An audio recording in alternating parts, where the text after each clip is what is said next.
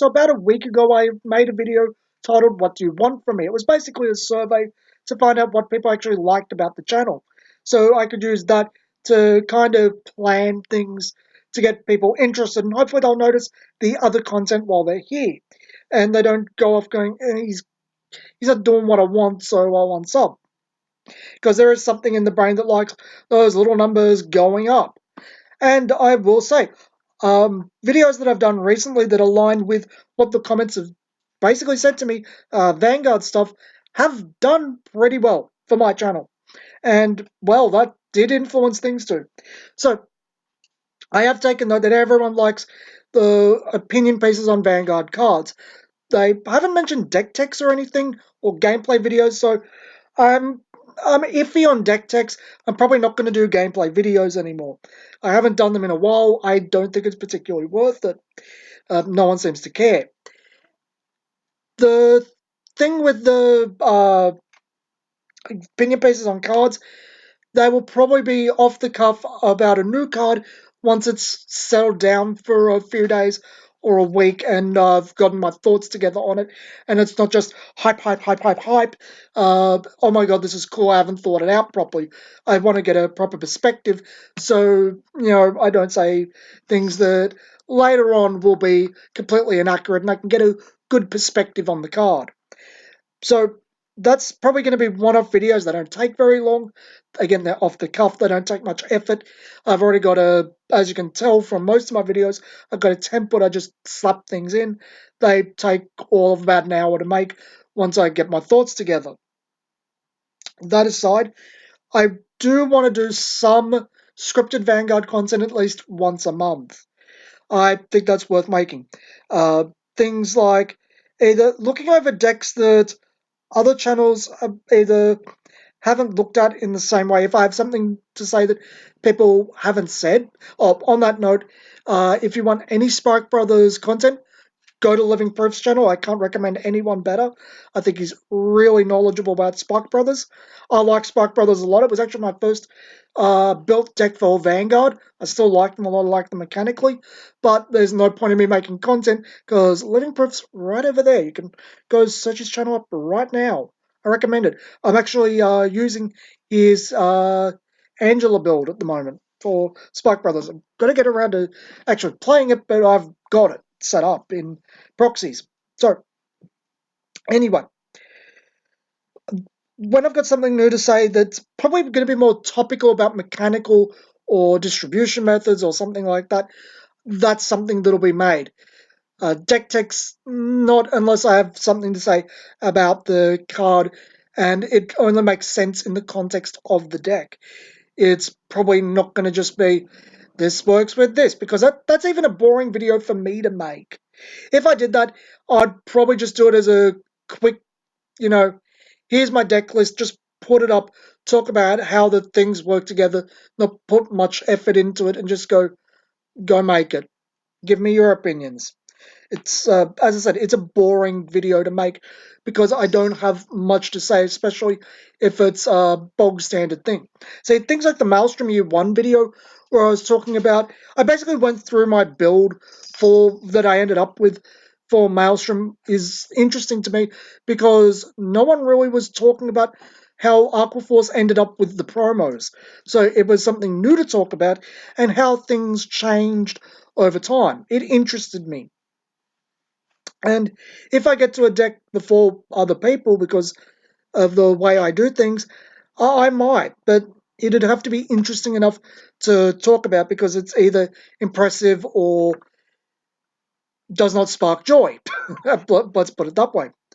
I'm also going to be covering Bakugan Battle Planet on the channel.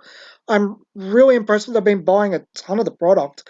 I've got a video for a review coming up. That's probably going to be finished next week. Videos that are reviews, because I'm doing a lot of live action footage in them in between and photos and whatnot, they're a bit more time intensive to do. And given my own schedules at home now, because I've got a lot of other things on my plate, that they take time. They're not simply write up, set up photos and set up images in GIMP using things I find online and slap them together. It's more I've got to actually go record things with my phone or take photos or whatnot to use in the video. But I've got quite a few Bakugan stuff coming up. I don't know how I'm going to release it as a pattern. I might probably use 2 videos a month to talk about some really immediate things that I think are worth discussing for the game, because I think there's a couple of topics I've got after the review that are definitely worth talking about. Finally, there's going to be 2 wildcards a month. They could be Vanguard, they could not be. They could be Bakugan, which they're probably going to be uh, soon, or they could be anything. Or some card games like when I make things about older games. And I'd actually like to talk about some older games. I'd like to talk about different historical things. I love all those. I like game history as well. I mean, I think the best I've ever done in a card game in terms of performance, well, on a tournament level that's not just locals, is a third place in Sydney City. Well, now you know what state I'm in Australia. For Pokemon back in Generation 3, I was using Meta Knight. One of my Actually, that's probably one of my fondest memories. Pokemon, that deck. I really liked Meta Knight. But I had a really good play group back then. Really loved the people I played with. It was a fun time, and yeah, the the reason I got third was because I did get matched up with one of the at the time best players in Australia. He's actually subscribed to this channel. He won a Singapore tournament for Vanguard as well. Very very talented player. You know who you are. I'm not going to mention names because I don't know if you want me to say it or not. But yeah, there's different historical things. I like looking at where mechanics come from. I like just talking about various things. Awesome Card Games has really pushed for me to make a video on the history of TCGs, but it's really hard in all honesty because most of the information about cards from, say, 1993 when Magic first came out, right through to 99 when Pokemon came out, is mostly gone, and a lot of the information on the games that came out in the wake of Pokemon in that early boom in the early to mid 2000s is also gone. Even Naruto is hard to find information about, and that went for 28 sets, and it was amazingly popular. Does everyone remember how popular Naruto was back in the day? Same with the Dragon Ball Z CCG. It's hard to find information on from back then because the internet was young when this was going on. Not a lot is recorded. But I understand why you'd want me to do this. I'm very knowledgeable about older games, or at least I try to be, because I really like history. It's for things I'm interested in. I'm the type of person who generally likes the original unless there's a genuine improvement. I have to be actually convinced something is an improvement to actually move on. But games from my past, I'd probably cover in more detail. Uh, I've got an itching to talk about Duel Masters, to be honest. I know, bringing him up again, Living Proof also played Duel Masters heavily back in the day. I did too. I loved the shit out of it.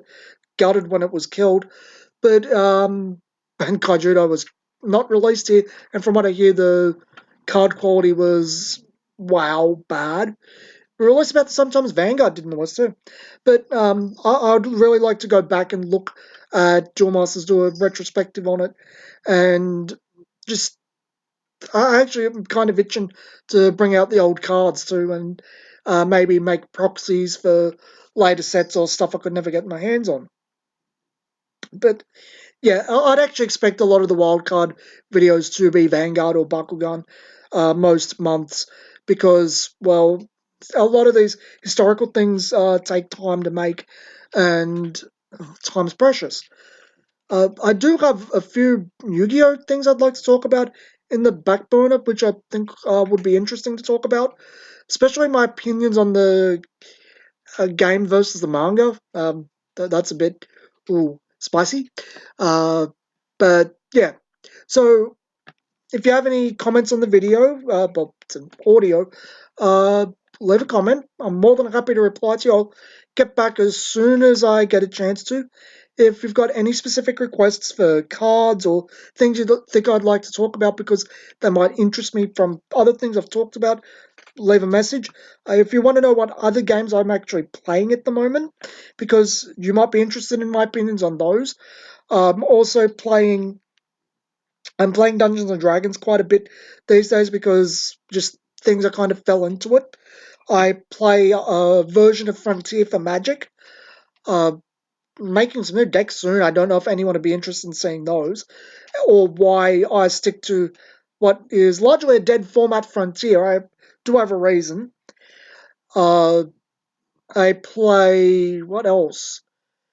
I do have Hero Realms and Star Realms, but they're not really things I want to talk about because I don't think they're quite as interesting as a traditional TCG. Not huge on deck building. I do want to pick up the new Naruto Boruto card game Chrono Clash. Friends are interested due to the other IPs coming up, like Godzilla. Uh, it looks really good. It's a true evolution of Duel Masters, which interests me. As I said, love Duel Masters. Um, what else? Don't really play Yu-Gi-Oh! And yeah, Vanguard's about it. I'm not going to touch Pokemon. And I don't really want to touch Transformers or Final Fantasy again. So yeah, we could talk about Magic, we could talk about older games, we could talk about Dungeons and Dragons. We've got tons of topics. But Dungeons and Dragons might be a bit hard because, to be quite frank, I just like rolling the dice. That's and spending time with friends, of course. There are aspects of the gameplay I do enjoy, but it's more the company and, well, seeing what the die do, to be quite honest. Oh, I get the simple joys out of life, I guess. Anyway, that's it for the video. Thanks for watching. It's over 12 minutes. I won't be editing this, so sorry if any of the breaks are a bit annoying. And I'll see you guys next video.